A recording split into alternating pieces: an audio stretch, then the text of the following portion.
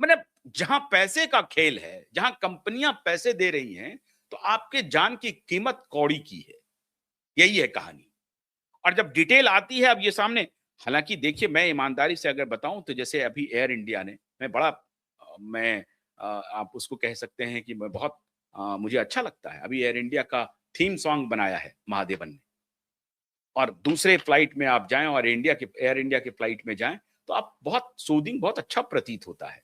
और एक प्रकार से अब वो डर खत्म हो गया है। लेकिन सवाल एयर इंडिया का नहीं है, सवाल बोइंग 787 का नहीं है, सवाल वो है कि वो इंडिगो में हो या अन्य फ्लाइट सर्विस प्रोवाइडर के पास यही एयरक्राफ्ट हो। एयरक्राफ्ट की बात मैं कह रहा हूं कि एयरक्राफ्ट कौन है। बाकी सर्विसेज तो बहुत अच्छा है, लेकिन एयरक्राफ्ट कितना टेक्निकली स्ट्रांग है, कितना फुल प्रूफ है, उसकी सेफ्टी कितनी स्ट्रांग है, इस पर तो चर्चा करनी ही पड़ेगी। अब आगे वो कह रहे हैं कि अप्रैल में ग्राउंड कर दिया गया था, टेक्निकल गड़बड़ियों की वजह से रोक दिया गया था, फ्लाइट रुक गया था। ग्राउंडेड का मतलब हुआ था कि फ्लाइट रोक दिया गया था इसी फ्लाइट का। It also alleged that in April 2022, the aircraft was grounded due to faults linked to the landing gearbox, landing gear indication system. अब लैंडिंग गियर इंडिकेशन सिस्टम जो है उसमें कुछ गड़बड़ी आ गई थी और उसको वो लोग ठीक नहीं कर पाए थे, तो बहुत दिनों तक, कुछ दिनों तक इसको ग्राउंड कर दिया गया था, ये टेक ऑफ के सर्विस में नहीं था। Following which multiple components were replaced, इसको ध्यान में रखते हुए बहुत सारे कंपोनेंट को रिप्लेस किया गया था, ये बात सही है। Including A proximity sensing data concentrator module and remote power distribution unit. Proximity sensing data concentrator module एक, और दूसरा रिमोट पावर डिस्ट्रीब्यूशन यूनिट, इसको भी रिप्लेस किया गया था। The report attached pictures but did not include supportive documents. अब supportive documents उन्होंने अभी इस रिपोर्ट में दिया नहीं है। The P100 panel is a critical power distribution unit. अब यही P100 के बारे में फिर मैं कह रहा हूं कि मैं एविएशन एक्सपर्ट नहीं हूं, ये वही बताएंगे। मैं तो सिर्फ आपको रिपोर्ट साइट कर रहा हूं जो फेडरेशन ऑफ एविएशन सेफ्टी ने अमेरिकी सीनेट को दिया है। अब उसमें कह रहा है कि the P100 panel is a critical power distribution unit located in the aft electronics bay. It receives power from the left engine and supplies electricity to several aircraft systems. अब ये पावर जो डिस्ट्रीब्यूट करता है, उसी panel में असली गड़बड़ी पाई गई थी। The foundation also claimed similar electrical system failures have been observed in other Air India 787 aircraft. आप बीच में देखते होंगे कि एयर इंडिया के इस एयरक्राफ्ट में फलाना प्रॉब्लम हो गया है, फलाना प्रॉब्लम हो गया है, बीच में काफी चला था। तो उसको ये एक प्रकार से कोरोबरेट कर रहा है, ये जो रिपोर्ट है ये एक प्रकार से कोरोबरेट कर रहा है कि ये इसके पहले भी एयर इंडिया के 787 एयरक्राफ्ट में बहुत सारी गड़बड़ियां पाई गई थी, as well as in 787 registered in the US, Canada and Australia. America में भी जो 787 की रजिस्टर्ड एयरक्राफ्ट है, कनाडा और ऑस्ट्रेलिया में भी जो है, उसमें भी गड़बड़ियां पाई गई थी। खाली भारत के में जो 787 बोइंग विमान रजिस्टर्ड है, मोस्टली एयर इंडिया के साथ या अन्य कंपनियों के साथ, उसमें जो गड़बड़ियां मिली थी, साथ साथ यूएस, कनाडा और ऑस्ट्रेलिया में जो एयरक्राफ्ट रजिस्टर्ड है, उसमें भी गड़बड़ियां मिली थी।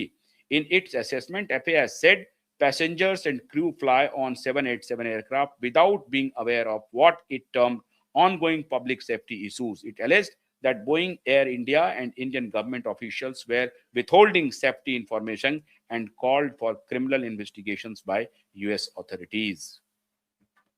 अब ये जो सवाल है इनका, ये बहुत गंभीर सवाल है। मैं इस पर कोई टिप्पणी नहीं करना चाहता हूं।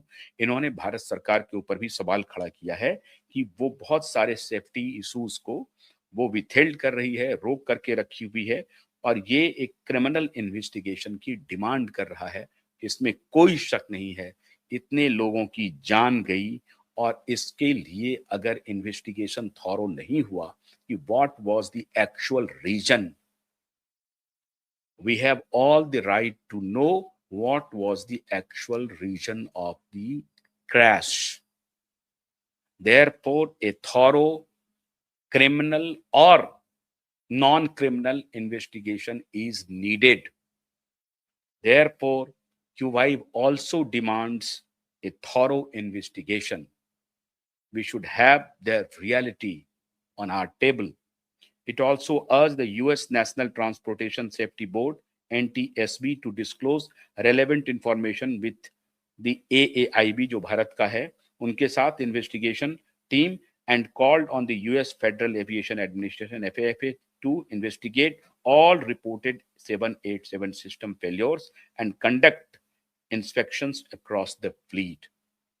भारत की एजेंसी और अमेरिकन जो यूएस एजेंसीज है, सिविल एविएशन से रिलेटेड, सेफ्टी से कंसर्न जो एविएशन इंडस्ट्रीज है, उनको ये कह रहे हैं कि दोनों को मिलकर के थॉरो इन्वेस्टिगेशन लॉन्च करना चाहिए ताकि असली बात पता चले कि प्लेन क्रैश का कारण क्या था।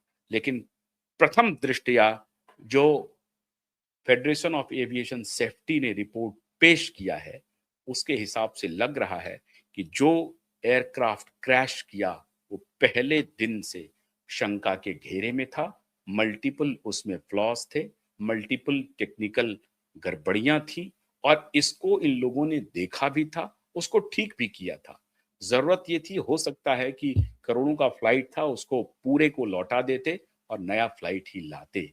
लेकिन एक फ्लाइट की बात थोड़ी है, 18% बोइंग कंपनी के एयरक्राफ्ट जो फ्लीट हैं, एयरक्राफ्ट हैं, उसमें ये गड़बड़ियां मिल रही हैं। तो थोड़ा सतर्क होकर के इसको जांच करने की जरूरत है। मेरा कोई भय दिखाना, डर दिखाना नहीं है। मैं एयर इंडिया के ऊपर पूरा भरोसा करता हूं, उससे फ्लाई भी करता हूं। आप सबसे भी अनुरोध करता हूं कि फ्लाई कीजिए, डरने की जरूरत नहीं है। लेकिन भारत सरकार को सतर्क होने की जरूरत है। कंपनियों के सेफ्टी सिक्योरिटी के नॉर्म्स को भारत के directorate general of civil aviation, DGCA जो है, उनको फौरन से पेशतर इस दिशा में काम करना चाहिए। हम उम्मीद करते हैं कि DGCA इस दिशा में काम करेगी। बहुत बहुत शुक्रिया। नमस्कार।